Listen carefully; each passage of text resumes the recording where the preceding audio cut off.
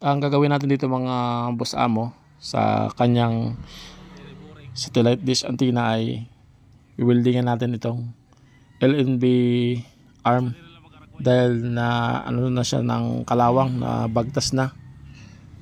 Dito lang naman yung may ano niya, yung may kalawang, bali makakaya pa naman to sa galapa. Weldingan natin, sayang naman yung ano antenna, kailangan lang ano i-welding. Tabihan natin ng steel bar na mas madali sana nito, papalitan na lang natin sa customer bago para maging pera agad. Kaya lang pwede pa naman tayo na lang ang mag-welding, kasi kung ipapa-welding niya pa ito sa iba baka hindi mahibalik sa dati niyang sa alignment niya yan, kasi mayroon ano to dapat maibalik sa dati ganyan. Kaya tayo na lang ang tayo na lang mag-welding. Ayan. Simple lang naman ng pag-welding nito. Lagyan natin dito ng bakal na kung digis na bakal, o kaya D8, pwede rin D8 dalawa pa ganyan para hindi mag swing. Ayan. Ayan. Tayo ditong D8. Ang location nga pala ng ating customer ay malapit lang sa dagat, kaya mabilis lang pagkalawangin. Saan natin ito nalagay? Dalawa para matibay.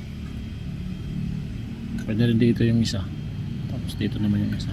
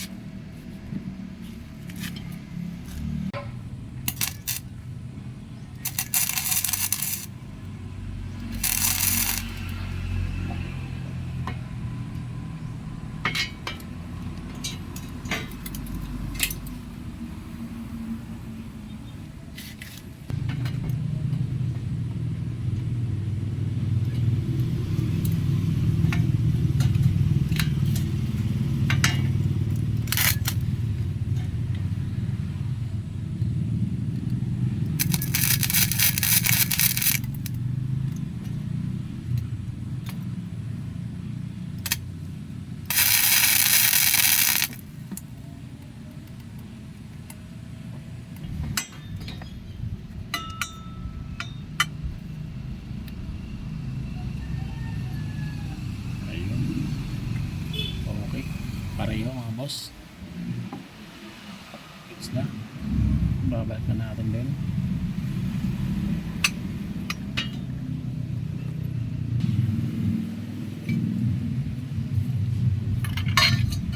Ibalik na natin sa customer.